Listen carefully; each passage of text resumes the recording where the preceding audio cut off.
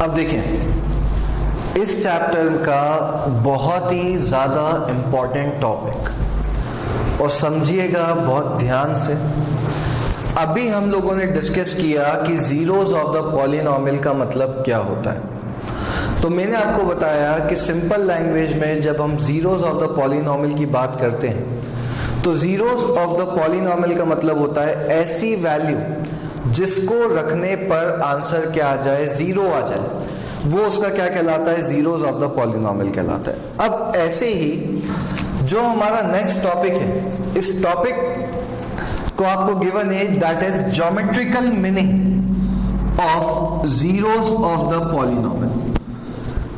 क्यों geometrical importance होता है जीरोस ऑफ द पॉलिनॉमियल के लिए, यानी कि कैसे हम थ्रू ग्राफ बताते हैं कि जीरोस ऑफ द पॉलिनॉमियल, कोई भी जो भी पॉलिनॉमियल आपको गिवन है, चाहे लीनियर हो चाहे क्वाड्रेटिक हो, कैसे निकाला जाता है। इतना क्लियर? तो देखिए, अगर हम एक सिंपल सा एग्जांपल लें ज्योमेट्रिकल मीनिंग को समझने के लिए, तो सबसे पहले हम लोग डिस्कस करते हैं कि जीरोस ऑफ द पॉलिनॉमियल। मैं एक बार आपको फिर बता देता हूं, क्लियर है? कि अगर हमारे पास कोई भी, लेट अस सपोज एक पॉलिनॉमियल गिवन है, p of x is equals to x square minus 3x minus 4। बताइए, ये मैंने आपके सामने कौन सा पॉलिनॉमियल लिखा है, दैट इज क्वाड्रेटिक पॉलिनॉमियल लिखा है, x square minus 3x minus 4, यही आएगा। क्या मैं यहां पे इसकी मिडिल टर्म स्प्लिटिंग कर सकता हूं? क्लियर?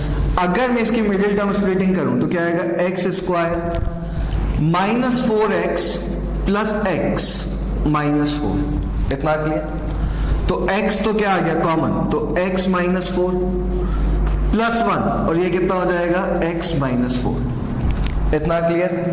तो ये हो गया हमारे पास x माइनस 4 और x प्लस 1। ये इसके क्या निकल गए, फैक्टर्स निकल गए। लेकिन अगर मैं यहां पे x माइनस 4 इक्वल्स टू 0 रखूं तो ये x की वैल्यू कितनी आ जाएगी, 4, और इस 4 को अगर मैं इस इक्वेशन के अंदर रखूं, क्लियर, तो x square minus 3x minus कितना है, 4, p ऑफ x। चलिए, अब हम क्या कर रहे हैं, यहां पे p ऑफ क्या रख देते हैं, दैट इज 4 रख देते हैं। तो ये कितना हो गया, 4 का स्क्वायर माइनस 3 इंटू 4 माइनस 4। इतना क्लियर? तो 16 माइनस 12 माइनस 4, तो देखिए क्या आ रहा है, 0 आ रहा है। मतलब समझने की बात यह है कि x की वैल्यू मैंने क्या रखी, 4 रखी, तो मेरे पास क्या आ गया, दैट इज 0 आ गया। ये हमने कौन सा पॉलिनॉमियल लिया था, दैट इज क्वाड्रेटिक पॉलिनॉमियल लिया था। इतना क्लियर? अब ऐसे ही अगर मैं यहां पे एक linear polynomial, consider a linear polynomial, अपनी मर्जी से लेते हैं एक लीनियर पॉलिनॉमियल, तो ये हमने ले लिया p ऑफ x। कौन सा पॉलिनॉमियल ले रहा हूं, लीनियर। इतना क्लियर? अभी आप सब जानते हैं लीनियर पॉलिनॉमियल जिसकी डिग्री क्या होती है, 1 होती है, अभी हमने डिस्कस किया। तो p ऑफ x एक लीनियर पॉलिनॉमियल है, लेट अस सपोज क्या लिया है, 2x प्लस 4। इतना क्लियर? इसकी हाईएस्ट पावर कितनी है, 1 है, तो लीनियर पॉलिनॉमियल 2x प्लस 4। तो ये जो p ऑफ x होता है, इसको हम यहां पे डिनोट करते हैं किससे, दैट इज y से। तो ये हो गया y is equals to 2x plus 4। इतना क्लियर? तो ये आपका x और ये आपका y। आप सब लोगों ने चैप्टर पढ़ा है लीनियर इक्वेशन इन 2 वेरिएबल्स। अगर मेरे को इसका ग्राफ प्लॉट करना है तो बताइए, क्या मैं सिंपली इसका ग्राफ प्लॉट कर सकता हूं? और ग्राफ प्लॉट करने के लिए, इतना क्लियर, मेरे को मिनिमम कितने कोऑर्डिनेट्स की जरूरत है, दैट इज 3 कोऑर्डिनेट्स की हमको क्या रहती है, जरूरत रहती है। इतना क्लियर? अब देखें, मैं अपनी मर्जी से यहां पे x की वैल्यू रखूंगा, तो देखिए किसकी वैल्यू मिलेगी मेरे को, y की वैल्यू मिलेगी। इतना क्लियर? और ये है हमारे पास हमारा लीनियर पॉलिनॉमियल। अब देखिए, सबसे पहले मैंने x की वैल्यू यहां पे क्या रखी, 0 रखी, तो y is equals to 2 into 0 plus 4, यही आएगा। तो बताइए y की वैल्यू हमारे पास कितनी आ रही है, दैट इज 4 आ रही है। x की वैल्यू 0 रखने पे y की वैल्यू 4। अब ऐसे अगर मैं यहाँ पे x की वैल्यू क्या रख दूं, -1 रख दूं, चलिए x की वैल्यू हमने क्या रख दी, -1, तो y is equal to 2 into -1 plus 4, तो y इज इक्वल टू कितना हो जाएगा, -2 प्लस 4, तो y की वैल्यू कितनी आ गई, दैट इज 2। और ऐसे ही अगर हम x की वैल्यू क्या रख दे, -2 रख दे, ध्यान से देखिएगा, तो y is equal to 2 into -2 plus 4, तो y इक्वल्स टू कितना हो जाएगा, -4 प्लस 4, और y की वैल्यू कितनी आ गई, 0। मतलब x की वैल्यू 0 रखने पे y की वैल्यू 4, x की वैल्यू -1 रखने पे y की वैल्यू 2, और x की वैल्यू -2 रखने पे y की वैल्यू क्या आ गई, 0। इतना क्लियर। और ऐसे ही अगर हम इसका ग्राफ प्लॉट करें तो देखिएगा, ये हमने प्लॉट कर दिया ग्राफ, तो ये होती है x एक्सिस और ये होती है y एक्सिस, और जहां पे भी दोनों एक्सिस मीट करती है उस पॉइंट को क्या कहते हैं, ओरिजिन। ओरिजिन के right hand side distance positive, तो 1 2 3 4 5, इतना क्लियर। इधर क्या आ जाएगा, -1 -2 -3 -4 -5, 1 2 3 4 5 6, -1 -2 -3, इतना क्लियर। अब बताइए सबसे पहला क्या गिवन है, x0 तो y4, x0 तो y4, बताइए कहां पर आएगा, यहां पे, तो x0 तो y4, सबको आता है प्लॉट करना, कोऑर्डिनेट ज्योमेट्री पढ़ रखा है हम लोगों ने। ऐसे ही x की वैल्यू -1 तो y कितना है, 2, तो x की वैल्यू -1 तो y कितना है हमारे पास, दैट इज 2, इतना क्लियर। और ऐसे ही ध्यान से देखिएगा, x की वैल्यू -2 तो y कितना है, 0, तो x की वैल्यू -2 तो y कितना है, दैट इज 0, यही आ रहा है। चलिए अगर हम इसका ग्राफ प्लॉट करें तो देखिए ये जो ग्राफ है वो कहां से इस तरीके से आएगा, यही आ रहा है इसका ग्राफ। तो इधर से हमने देखा कि एक जो लीनियर पॉलिनोमियल होता है उसका ग्राफ हमेशा कैसे बनता है, एक स्ट्रेट लाइन बनता है। कैसे बनता है, एक स्ट्रेट लाइन, इतना क्लियर। तो देखिए हमने एक लीनियर पॉलिनोमियल लिया 2x plus 4, p of x को मैंने किससे रिप्लेस किया, y से, तो y equals to 2x plus 4। इसके 3 कोऑर्डिनेट्स निकाले और आप देख रहे हैं इन तीनों कोऑर्डिनेट्स को जब मैंने क्या किया, ग्राफ के ऊपर प्लॉट किया, तो क्या आ रहा है, स्ट्रेट लाइन आ रही है। और क्या वो स्ट्रेट लाइन बताइए x एक्सिस पे किस पॉइंट पे टच कर रही है, तो आप देखेंगे कि ये जो स्ट्रेट लाइन है वो x एक्सिस को किस पॉइंट पे टच कर रही है, दैट इज -2 पे, इतना क्लियर। अब सबसे मजेदार बात क्या है, अगर मैं इस -2 को, क्लियर, अगर मैं इस -2 जो वैल्यू आई उसको हमारी इक्वेशन में रखूंगा तो आप देखेंगे कि y इज इक्वल टू कितना था, 2x प्लस 4, यही था। तो 2 इंटू -2 प्लस 4, तो -4 प्लस 4, ये कितना आ रहा है, 0। और ये जो y है यही हमारा क्या था, that is p of x था। मतलब समझने की बात ये है कि जिस पॉइंट पे ग्राफ x एक्सिस को क्या करता है, कट करता है, यानी कि इंटरसेक्ट करता है, क्लियर, वही पॉइंट इसका क्या कहलाता है, जीरो ऑफ द पॉलिनोमियल कहलाता है। तो द पॉइंट, तो यहां से एक बहुत ही इंपॉर्टेंट स्टेटमेंट हमारे सामने आया है, क्लियर। ये वाला पार्ट मैं हटा रहा हूं, ध्यान से देखिएगा। चलिए इधर सबका ध्यान बोर्ड पे, तो इधर से हम नोट ये लिख सकते हैं, क्लियर, कि द पॉइंट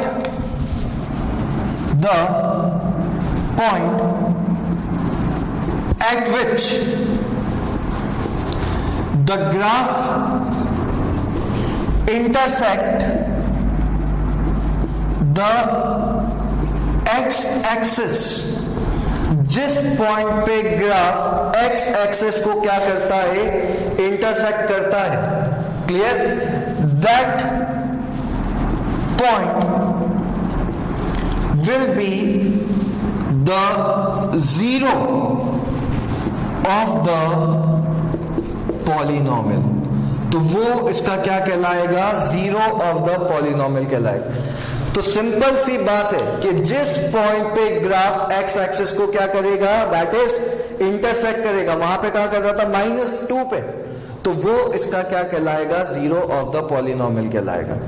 अब सबसे ज्यादा इंपॉर्टेंट बात क्लियर कि लीनियर पॉलिनोमियल का ग्राफ कैसा बन रहा था? एक स्ट्रेट लाइन, और वो सिर्फ एक ही पॉइंट पे क्या कर रहा था? एक्स एक्सिस को इंटरसेक्ट कर रहा था. सो देयरफॉर हम कह सकते हैं द लीनियर पॉलिनोमियल, तो लीनियर पॉलिनोमियल हैज ओनली 1 0. तो जो लीनियर पॉलिनोमियल होता है उसका सिर्फ एक ही क्या होता है? 0 होता है. इतना क्लियर? तो समझने की बात क्या है, वापस से देख लीजिए. सबसे पहले टॉपिक का नाम है geometrical meaning of zeros of the polynomial. इतना क्लियर? कौन सा पॉलिनोमियल लिया? Linear polynomial. कौन सा? 2x + 4. जो p ऑफ x था उसको किससे रिप्लेस किया? y से. 3 वैल्यूज निकाली. इतना क्लियर? और उसको ग्राफ पे प्लॉट किया. तो जो उसका ग्राफ है वो कुछ इस तरीके से है, यानी कि एक स्ट्रेट लाइन, और वो एक्स एक्सिस को किस पॉइंट पे कट कर रहा था? -2 पे. जिस पॉइंट पे ग्राफ एक्स एक्सिस को कट करता है वही उसका क्या कहलाता है? जीरो कहलाता है. तो the point eight which the graph intersect the x axis, that point will be the zero of the polynomial. और एक लीनियर पॉलिनोमियल के कितने जीरो होते हैं? दैट इज सिर्फ एक जीरो होता है. इतना क्लियर? नोट करेंगे यहां तक.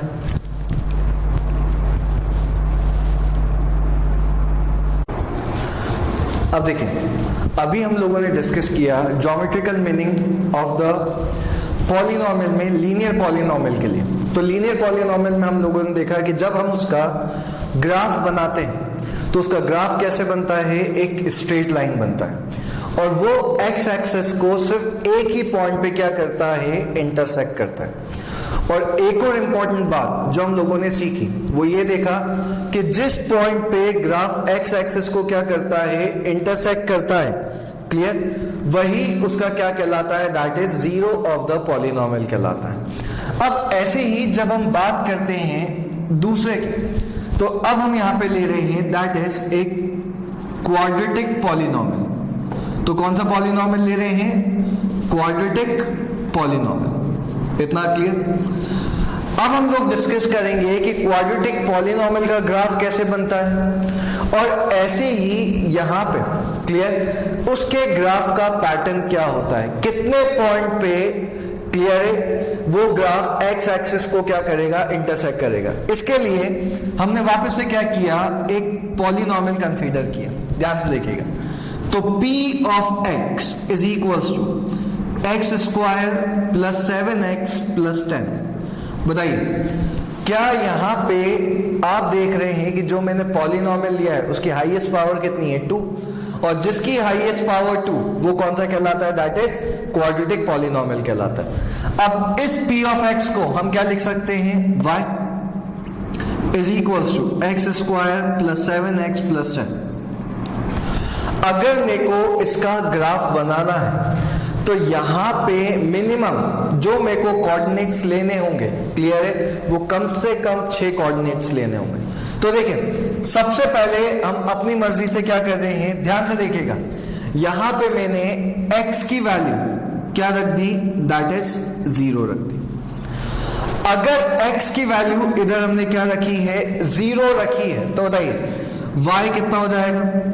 0 का स्क्वायर + 7 × 0 + 10, यही आएगा. तो y की वैल्यू हमारे पास कितनी आ जाएगी? 10 आ जाएगी. x की वैल्यू 0 रखने पे y की वैल्यू कितनी आ गई? 10 आ गई. अब देखिए, x की वैल्यू हम क्या रख रहे हैं? -1 रख रहे हैं.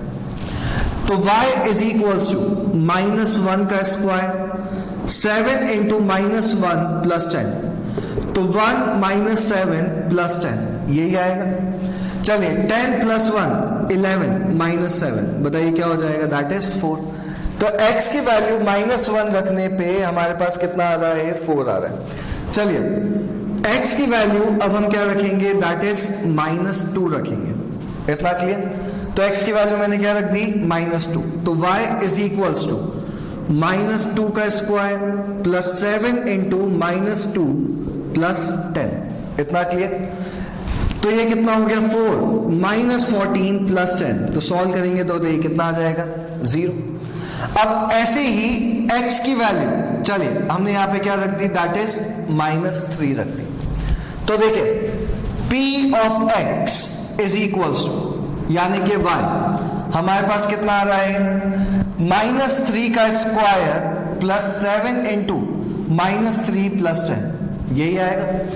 -3 का स्क्वायर कितना होता है 9, -21 प्लस 10, तो 19 -21, बताइए कितना आ रहा है, दैट इज -2 आ रहा है।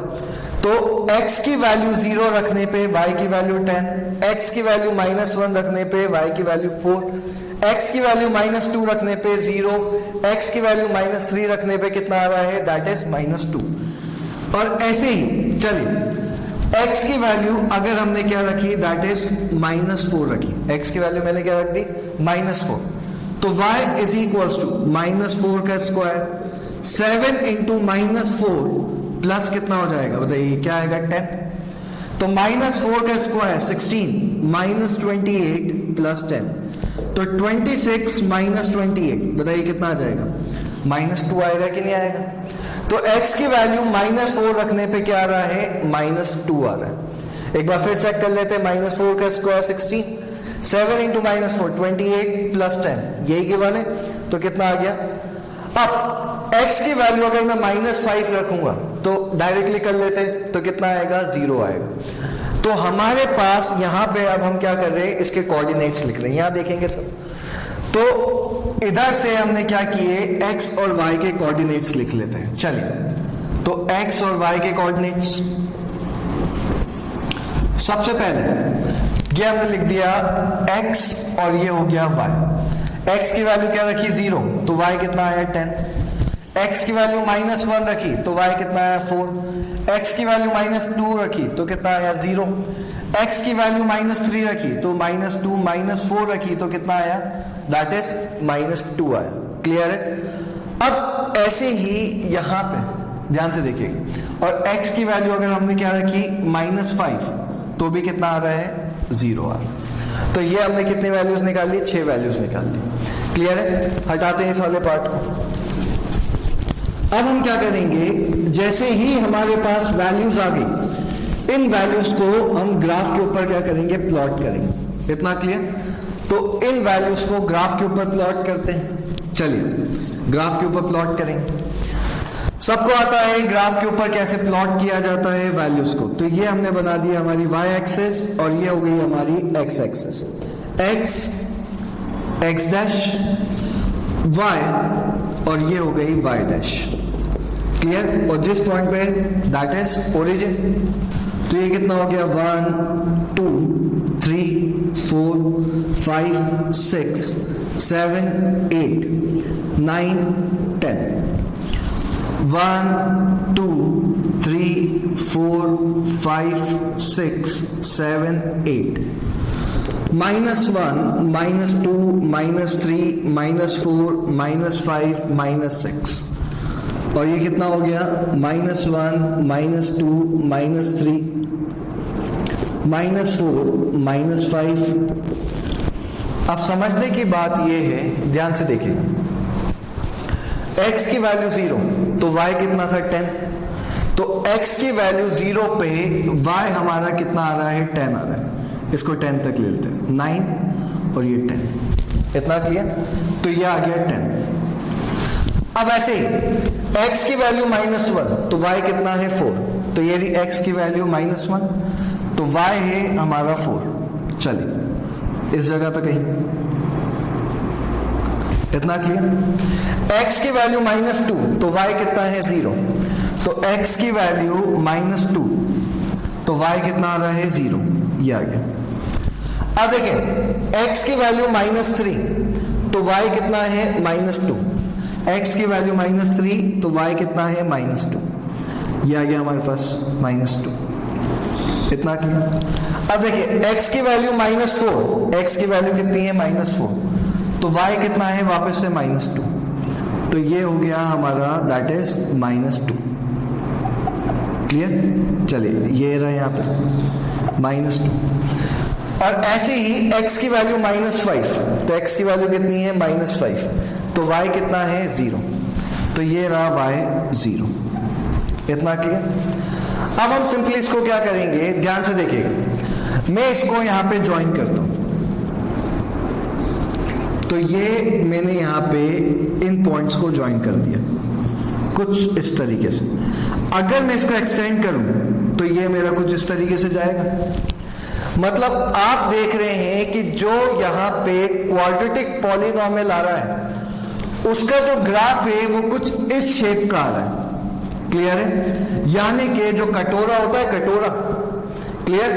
अब बताइए, इसको मैंने इस तरीके से रखा, कौन सा हाथ है ये? मांगने वाला हाथ, EMI दे दे, कुछ इस तरीके से ये। क्लियर? तो ये जो यहां पे ग्राफ आता है, इस ग्राफ को हम कहते हैं दैट इज पैराबोला। क्या कहते हैं? That is parabola. क्लियर? तो जब भी हम बात करते हैं क्वाड्रेटिक पॉलिनोमियल की, तो क्वाड्रेटिक पॉलिनोमियल का ग्राफ किस शेप का बनता है? That is parabola. अब ये कैसा है? इस तरीके से, तो इसलिए इसको कहा जाता है अपवर्ड पैराबोला। इतना क्लियर? और आप देख रहे हैं कि ये जो ग्राफ है, क्या वो एक्स एक्सिस को एग्जैक्टली 2 पॉइंट पे क्या कर रहा है? इंटरसेक्ट कर रहा है। तो इसका ये मतलब है कि -2 और -5 इसके क्या होंगे? दैट इज 0 होंगे। तो देखिए, हमने इक्वेशन ली थी P of x is equals to x² + 7x + 10। ये इक्वेशन ली थी। अगर मैं इसकी मिडिल टर्म स्प्लिटिंग करता तो ये क्या था? x² + 5x + 2x + 10। इतना क्लियर? क्या कॉमन आता? x + 5, और क्या कॉमन आता? 2, तो x + 5, तो क्या हो जाता? x + 2, और क्या हो जाता? x + 5। इतना क्लियर? तो यहां पे हमारे पास x की वैल्यू क्या निकलती? -2 और -5। और आप खुद देखिए कि क्या हमारे पास जो हमारा ग्राफ है वो एग्जैक्टली किस पॉइंट पे इंटरसेक्ट कर रहा है? -2 और -5 पे। और इससे पहले ही हमने डिस्कस किया था कि जिस पॉइंट पे ग्राफ एक्स एक्सिस को क्या करता है? इंटरसेक्ट करता है, उसी को हम क्या कहते हैं?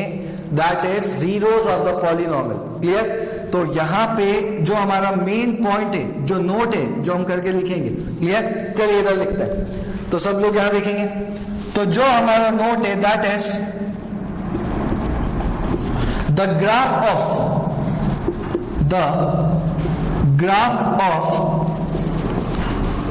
quadratic polynomial intersect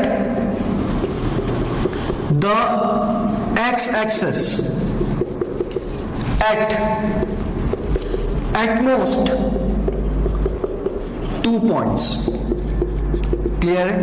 इसका ये मतलब है कि जो x है यहां पे क्वाड्रेटिक पॉलिनोमियल है, उसका ग्राफ एग्जैक्टली 2 पॉइंट पे इंटरसेक्ट करता है, या तो 2 पे करेगा। क्लियर? इसके आगे हम कंडीशन भी पढ़ेंगे। इसका यह मतलब होता है कि इसके क्वाड्रेटिक पॉलिनोमियल के ज्यादा से ज्यादा कितने जीरोस हो सकते हैं? 2 जीरोस हो सकते हैं। क्लियर? तो जितनी हाईएस्ट पावर होती है उतने ही ज्यादा से ज्यादा क्या होते हैं? जीरोस हो सकते हैं। क्लियर?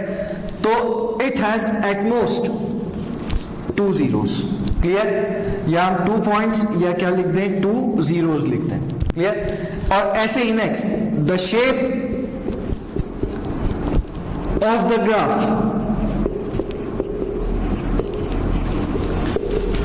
Is parabola. क्या होता है? जो ग्राफ का शेप है वो किस शेप का है? दैट इज पैराबोला शेप का है, यानी कि पैराबोलिक, और ये ऊपर की तरफ है इसलिए अपवर्ड पैराबोला। तो समझने की बात यह है कि लीनियर पॉलिनोमियल में ग्राफ एग्जैक्टली एक पॉइंट पर इंटरसेक्ट करता है। क्वाड्रेटिक पॉलिनोमियल में ग्राफ ज्यादा से ज्यादा 2 पॉइंट पे क्या कर सकता है? इंटरसेक्ट कर सकता है। मतलब इसके ज्यादा से ज्यादा कितने जीरोस? 2 जीरोस हो सकते हैं। इतना क्लियर?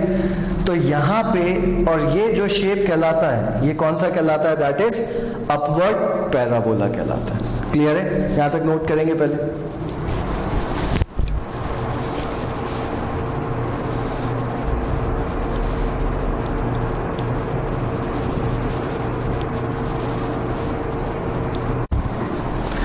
तो हम लोगों ने ये डिस्कस किया कि जिस पॉइंट पे ग्राफ एक्स एक्सिस को इंटरसेक्ट करता है उतने इसके क्या होते हैं? जीरोस होते हैं। क्वाड्रेटिक पॉलिनोमियल में जो ग्राफ बनता है उसका नाम क्या होता है? That is parabola. अब ये ऊपर की तरफ है इसलिए क्या नाम है? दैट इज इसका अपवर्ड पैराबोला। अब हम लोग इसके कुछ डिफरेंट केसेस को क्या करेंगे? डिस्कस करेंगे, वो भी काफी ज्यादा इंपॉर्टेंट है। तो यहां पे हम लोगों ने अभी तक दो ग्राफ्स देखे, एक स्ट्रेट लाइन देखा लीनियर, और ऐसे ही क्वाड्रेटिक पॉलिनोमियल के लिए हम लोगों ने डिस्कस किया दैट इज कि उसका ग्राफ कैसा होता है? पैराबोला होता है। अब केस 1 ध्यान से समझिएगा, जो हम केस 1 डिस्कस करेंगे। क्लियर? अभी मैंने आपसे क्या कहा कि जब भी हम बात करते हैं क्वाड्रेटिक पॉलिनोमियल की, तो क्वाड्रेटिक पॉलिनोमियल में ज्यादा से ज्यादा कितने जीरोस हो सकते हैं? 2 जीरोस हो सकते हैं। या तो 2 होंगे या 1 होगा, या ऐसा भी हो सकता है कि जीरोस हो ही नहीं। इतना क्लियर?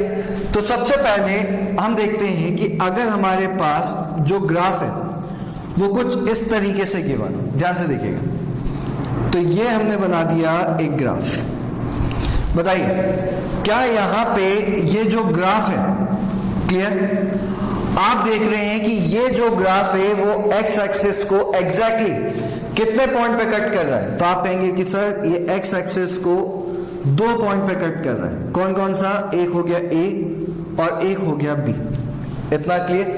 तो इसका ये मतलब है कि ये जो क्वाड्रेटिक पॉलिनोमियल का ग्राफ है इसके 2 क्या होंगे? जीरोस होंगे। तो इट हैज 2 जीरोस, और जीरोस भी कैसे होंगे? डिस्टिंक्ट। अब ये जो वर्ड मैंने यहां पे यूज किया है डिस्टिंक्ट का मतलब ये है कि जो जीरोस होंगे वो अलग अलग होंगे। इसका ये मतलब है कि जैसे हमने पहला एग्जाम्पल लिया था तो उसमें हम लोगों ने क्या देखा था कि जो जीरोस आए थे वो क्या आए थे? -2 और -5, यानी कि दोनों अलग अलग आए थे। तो जब भी ग्राफ 2 अलग अलग पॉइंट पे इंटरसेक्ट करे तो उसके 2 अलग अलग क्या होंगे? जीरोस होंगे। या तो ये ग्राफ बनेगा, या ऐसे ही इसका एक और केस। चलिए क्लियर है? तो इस तरीके से ग्राफ। अब बताइए, या तो ये ऊपर वाला था और या तो क्या हो गए इस तरीके से, और इसको क्या बोला जाता है? दैट इज डाउनवर्ड पैराबोला बोला जाता है। क्या बोलते हैं हम इसे? डाउनवर्ड पैराबोला बोलते हैं। इतना क्लियर? ये भी क्या है? 2 अलग अलग पॉइंट पे क्या कर रहा है? इंटरसेक्ट कर रहा है। तो ये क्या हो गया? That is downward parabola. तो पहले केस में जब 2 अलग अलग क्या होते हैं? जीरोस होते हैं, तो ये हो गया अपवर्ड और ये हो गया दैट इज डाउनवर्ड पैराबोला। इतना क्लियर? जब 2 अलग अलग जीरोस होंगे। तो सबसे पहले केस में 2 जीरोस डिस्टिंक्ट, अलग अलग, या तो ऊपर की तरफ या नीचे की तरफ। इतना क्लियर? तो ये तो हुआ हमारा फर्स्ट केस। अब देखते हैं हमारे सेकंड केस की बात करते हैं। चलिए, तो केस 2, ध्यान से देखिएगा। केस 2 फिर से हमने क्या किया?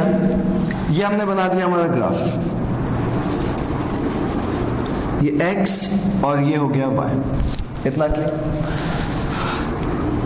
चलिए, ये बना हमारा ग्राफ। आप देख रहे हैं कि जो ग्राफ है वो x एक्सिस को सिर्फ एक ही पॉइंट पे क्या कर रहा है? इंटरसेक्ट कर रहा है। तो ये हो गया एक ही पॉइंट पे इंटरसेक्ट। तो इसके बताइए कितने जीरोस होंगे? तो इस ग्राफ के सिर्फ कितने जीरोस होंगे? 1 जीरो होगा। तो इट हैज 1 जीरो। इतना क्लियर? तो पहले वाले केस में हमने देखा था कि उसके कितने जीरोस थे? 2। अब इसमें ग्राफ तो कैसा बन रहा है? पैराबोला, लेकिन सिर्फ एक ही पॉइंट पे क्या कर रहा है? इंटरसेक्ट कर रहा है। तो इसके कितने जीरोस होंगे? 1। इसको समझने के लिए एक एग्जाम्पल लेते हैं, ध्यान से देखिएगा। P of x is equals to x square, clear, plus 4x plus 4। बताइए कौन सा पॉलिनोमियल है? क्वाड्रेटिक। तो x स्क्वायर इतना, clear, middle term splitting 2x plus 2x plus कितना आ गया 4, यही आएगा। अब देखिए इधर से कॉमन क्या आ रहा है x, तो क्या हो गया x प्लस 2, इधर से कॉमन क्या आ रहा है 2, तो x प्लस 2, यही आएगा।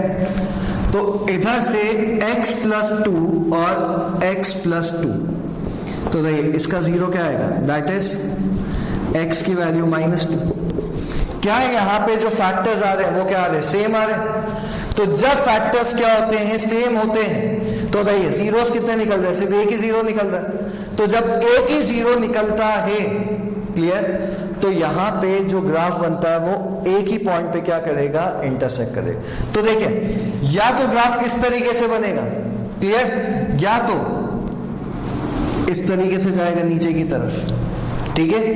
तो ये दोनों ही केसेस में आप देख रहे हैं कि एक ही पॉइंट पे क्या कर रहा है, इंटरसेक्ट कर रहा है। तो इट हैज 1 0, इतना क्लियर। अब ऐसे ही तीसरा केस देखते हैं, चलिए तीसरा केस की बात। तो केस थर्ड, तो यहां पे अगर हम केस थर्ड की बात करें तो देखिए केस थर्ड क्या हो, केस थर्ड में ये हमने वापस से ले लिया हमारा x एक्सिस, ये हो गया y एक्सिस, क्लियर, और ये बना ग्राफ। अगर मैं आपसे पूछूं कि बताइए यहां पे इसके कितने जीरोस होंगे, तो बताइए आप बता सकते हैं कि यहां पे कितने जीरोस होंगे। आप कहेंगे सर ये ग्राफ तो x एक्सिस को कट ही नहीं कर रहा है, और अगर x एक्सिस को कट नहीं कर रहा है तो इट हैज 0 जीरोस, यानी कि इसका एक भी जीरो नहीं होगा, क्योंकि जीरोस के लिए x एक्सिस को कट करना जरूरी है। तो आपने तीनों केसेस देख लिए, जब 2 जीरोस होंगे, जब एक जीरो होगा, और जब एक भी जीरो नहीं होगा। और जो ग्राफ है क्वाड्रेटिक पॉलिनोमियल का, वो कैसे बनेगा, दैट इज पैराबोला बनेगा। या तो वो अपवर्ड होगा या तो वो क्या होगा, डाउनवर्ड होगा। इतना क्लियर, नोट कर लेंगे सब।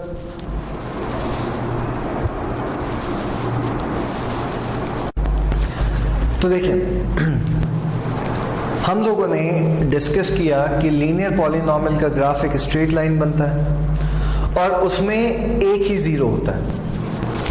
क्वाड्रेटिक पॉलिनोमियल का ग्राफ या तो अपवर्ड पैराबोला बनेगा इस तरीके से, या डाउनवर्ड पैराबोला बनेगा, और उसमें ज्यादा से ज्यादा 2 जीरोस होंगे।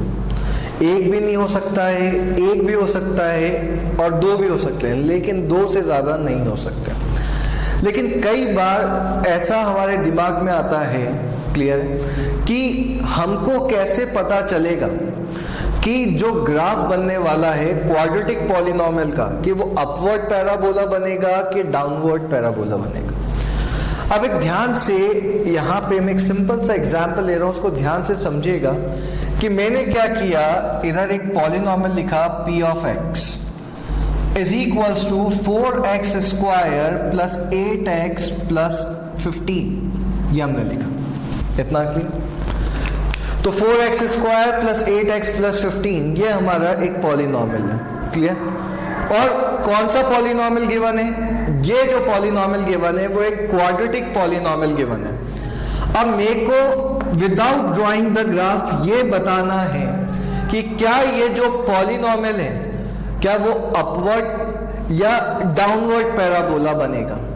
तो देखिए अगर मैं इस पॉलिनोमियल को इसके जनरल फॉर्म से कंपेयर करूं तो क्वाड्रेटिक पॉलिनोमियल का जनरल फॉर्म होता है ax square plus bx plus c, यही है। चलिए x स्क्वायर की जगह पे x स्क्वायर है और a की जगह पे क्या है, तो क्या मैं कह सकता हूं a की जगह पे क्या है 4। अगर a की वैल्यू किससे बड़ी हो, 0 से बड़ी हो, तो जो आपका पॉलिनोमियल बनेगा वो मांगने वाला हाथ बनेगा। मांगने वाला हाथ यानी कि ऊपर की तरफ। तो इसका जो यहां पे पॉलिनॉमियल का जो ग्राफ आएगा क्वाड्रेटिक पॉलिनॉमियल का, वो कुछ इस तरीके से आएगा। या तो ये हो सकता है या ये हो सकता है, लेकिन कैसे आएगा? ऊपर की तरफ आएगा। लेकिन अगर आपके पास इसी तरह अगर ये होता P of x is equals to, ध्यान से देखिएगा, -4x² प्लस 8x प्लस 15, ये होता। अगर मैं इसको आप जनरल फॉर्म से कंपेयर करूं तो P of x is equals to ax² plus bx plus c। तो देखिए a की वैल्यू कितनी है? -4, कंपेयर करके देख लीजिए। तो यहां पे आप देख रहे हैं a की वैल्यू क्या आएगी? Less than 0। और अगर a की वैल्यू 0 से क्या हो? छोटी हो, तो जो ग्राफ बनेगा वो कैसा बनेगा? Downward parabola. तो इधर जो ग्राफ बनेगा वो कैसा होगा? Downward parabola. तो समझने की बात यह है कि अगर a की वैल्यू ग्रेटर देन 0 तो अपवर्ड, a की वैल्यू लेस देन 0 तो डाउनवर्ड। तो यहां पर सबको क्लियर होना चाहिए कि अगर 1 मार्क्स में क्वेश्चन आए कि कोई भी आपके पास एक इक्वेशन गिवन है या उनका एक पॉलिनॉमियल गिवन है और आपको बताना है कि अपवर्ड है कि डाउनवर्ड, तो सिंपली वहां पे a की वैल्यू चेक कर लीजिए। If a is greater than 0 then that parabola कौन सा आएगा? Upward parabola. इतना क्लियर? और अगर a की वैल्यू लेस देन 0 तो कौन सा पैराबोला आएगा? That is downward parabola.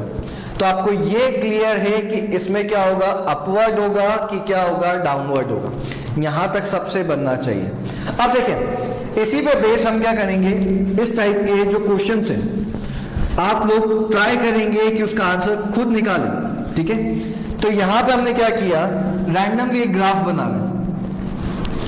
तो इधर से रैंडमली मैंने क्या किया, एक ग्राफ बनाया इस तरीके से। मेरे को बताइए, जो ये ग्राफ है, ये मैंने ग्राफ बना रखा है, इसमें कितने जीरोस होंगे? तो मैंने आपसे क्या बोला था कि जीरोस हम कैसे निकालते हैं कि जितने पॉइंट पे, क्लियर, ग्राफ एक्स एक्सिस को क्या करे? इंटरसेक्ट करे। तो यहां पे आप देख रहे हैं 1, 2 और ये क्या हो गया? 3।